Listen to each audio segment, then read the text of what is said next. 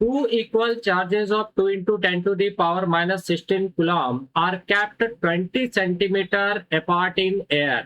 यानी दो चार्जेस हैं जिनका वैल्यू है 2 into 10 to the power minus 16 coulomb और ये दोनों चार्जेस 20 सेंटीमीटर के दूरी पर प्लेस्ड है।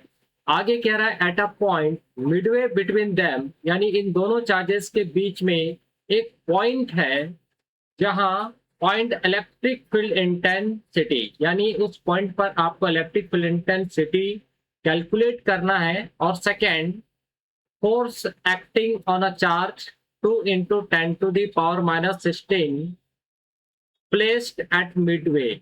और दूसरा आपको फोर्स भी निकालना है कि उस पर कितना फोर्स जो है वो लग रहा है। ठीक है, तो सबसे पहले हम लोग इसका एक ड्राइंग बना लेते हैं। मान लीजिए एक पॉइंट है ए और यहाँ पर एक चार्ज है आपका क्यू, जिसका वैल्यू कितना है 2 into 10 to the power minus 16 coulomb.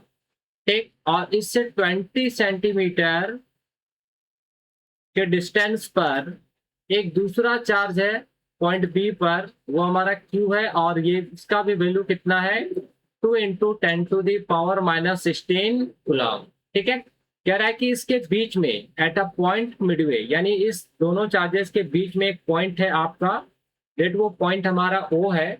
इसी पॉइंट पर हमें क्या करना है, इलेक्ट्रिक फील्ड इंटेंसिटी कैलकुलेट करना है। तो हम सभी को पता है कि किसी भी पॉइंट पर अगर हमें इलेक्ट्रिक फील्ड इंटेंसिटी कैलकुलेट करना होता है तो हम लोग क्या करते हैं, उस पॉइंट पर एक टेस्ट चार्ज को प्लेस करते हैं। ठीक है, तो हमें ओ पर electric field intensity find out करना है, तो हम लोग इस पॉइंट पर क्या करते हैं, एक टेस्ट चार्ज रख देते हैं क्यू नॉट। अब देखिए इस क्यू नॉट पर हमें इलेक्ट्रिक फील्ड इंटेंसिटी फाइंड करना है, तो हमें पता है कि अदर कौन कौन से चार्जेस हैं। तो एक चार्ज हमारा ये है, यानी इसके वजह से क्यू नॉट पर कितना फोर्स लग रहा है, उसी को हम क्या बोलते हैं, इलेक्ट्रिक फील्ड इंटेंसिटी बोलते हैं। या फिर बी पॉइंट पे जो चार्ज है उसके वजह से इस पे कितना फोर्स लग रहा है। ठीक है, तो हमें फर्स्ट क्वेश्चन में क्या मांग रहा है, इलेक्ट्रिक फील्ड इंटेंसिटी, कि इलेक्ट्रिक फील्ड इंटेंसिटी कितना होगा। तो देखिए एक हम लोग यहाँ पे कॉन्सेप्ट सीखते हैं, क्योंकि ये कॉन्सेप्ट कई बार हमें क्वेश्चंस को समझने में काफी हेल्प करता है। और कई बार ऐसा भी होता है कि क्वेश्चन को बहुत कम समय में सॉल्व कर लेते हैं, बहुत ज्यादा हमें कैलकुलेशन करने की जरूरत नहीं होता है। तो कॉन्सेप्ट क्या है, तो कॉन्सेप्ट है आपका सिमेट्री का।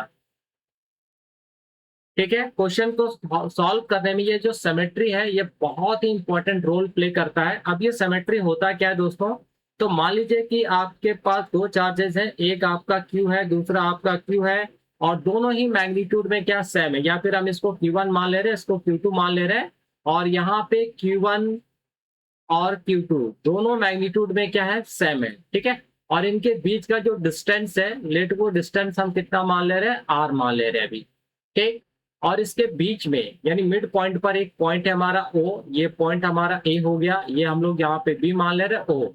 अगर आपको मान लीजिए यहाँ पे इलेक्ट्रिक फील्ड इंटेंसिटी कैलकुलेट करने के लिए बोला जाए तो क्या करेंगे, इस पॉइंट O पर हम लोग एक टेस्ट चार्ज को रख देंगे। ठीक है, अब देखिए Q1 के वजह से Q0 पे जो फोर्स लगेगा वो इधर लगेगा, यानी जो इलेक्ट्रिक फील्ड इंटेंसिटी होगा उसको हम लोग यहाँ पे Q1 मान ले रहे हैं। अब Q2 के वजह से जो यहाँ पे फोर्स लगेगा, यानी उस फोर्स को हम इलेक्ट्रिक फील्ड इंटेंसिटी बोलते हैं, उसका डायरेक्शन इधर होगा। ठीक है, तो कहने का मतलब है कि ये दोनों ही चार्जेस मैग्नीट्यूड में क्या है, सेम है। और अगर A से O तक का डिस्टेंस देखें तो ये R/2 हो जाएगा, O से B तक का भी जो डिस्टेंस देखें तो R/2 हो जाएगा। तो चार्जेस का मैग्नीट्यूड भी सेम है, डिस्टेंस भी सेम है, तो दोनों चार्जेस के वजह से पॉइंट O पर जो इलेक्ट्रिक फील्ड इंटेंसिटी होगा उसका मैग्नीट्यूड क्या होगा, सेम ही होगा, डायरेक्शन क्या होगा, अपोजिट होगा।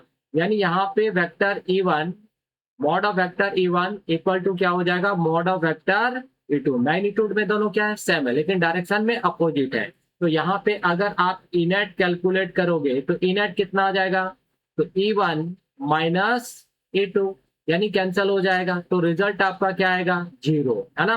तो ये सिमेट्री हमें सिखाता है कि अगर दो चार्जेस हैं, दोनों चार्जेस का मैग्नीट्यूड सेम है, तो आप डायरेक्ट उसका जो वैल्यू है वो आप 0 कर सकते हैं। तो देखिए यहाँ पे ये जो चार्ज है कितना है, 2 into 10 to the power minus 16 coulomb, यहाँ पे भी कितना है 2 into 10 to the power minus 16 coulomb.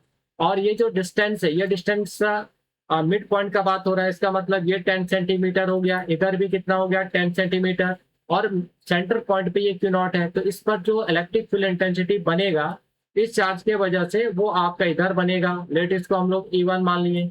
और बी के वजह से इधर बनेगा, ठीक है। आप दोनों मैग्नीट्यूड में सेम होगा, डायरेक्शन में अपोजिट होगा। क्यों मैग्नीट्यूड में सेम होगा? क्योंकि दोनों चार्जेस सेम है।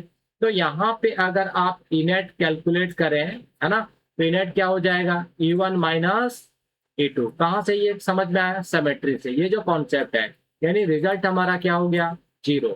तो सेंटर पॉइंट पे यानी मिड पॉइंट पे जो इलेक्ट्रिक फील्ड इंटेंसिटी होगा वो हमारा क्या हो जाएगा दोस्तों? 0 हो जाएगा, ठीक है। सेकेंड क्या कर रहा है? Force acting on a charge. अब फोर्स आपको निकालना है ना। Placed at a midway, तो फोर्स कितना होगा? तो हमें पता है कि इलेक्ट्रिक फील्ड इंटेंसिटी का फॉर्मूला क्या होता है? E equal to F upon Q naught. तो फोर्स फाइंड करना है तो F इक्वल टू क्या हो जाएगा? Q naught into E। अब जरा देखिए इलेक्ट्रिक फील्ड कितना है मिड पॉइंट पर? 0 है। तो क्यू नॉट इंटू 0, यानी सिंपली हम क्या बोलेंगे कि जो फोर्स है वो हमारा कितना है? 0 है, ठीक है। तो ये दोनों क्वेश्चंस का सॉल्यूशन यहाँ पर हो गया। और आपको हमने एक कॉन्सेप्ट भी यहाँ पे सिखा दिया। ये कॉन्सेप्ट जो है कई बार क्वेश्चंस को सॉल्व करने में हमें हेल्प करता है। कई बार क्वेश्चंस को हम बिना ज्यादा कैलकुलेशन किए सिर्फ हम देख के ही क्वेश्चन को क्या करते हैं? सॉल्व कर लेते हैं। तो आई होप दोस्तों आप सबों को ये कॉन्सेप्ट भी क्लियर हो गया होगा और क्वेश्चन भी क्लियर हो गया होगा। अगर आप लोगों को वीडियो अच्छा लगा हो तो इस वीडियो को एक लाइक जरूर करना, प्यारा सा कमेंट जरूर करना, अपने दोस्तों के साथ इस वीडियो को जमकर शेयर जरूर करना, ठीक है। तो मिलते हैं नेक्स्ट वीडियो में इसी तरह के इंफॉर्मेटिव वीडियोस के साथ। तब तक के लिए आप सभी को थैंक यू, बाय बाय।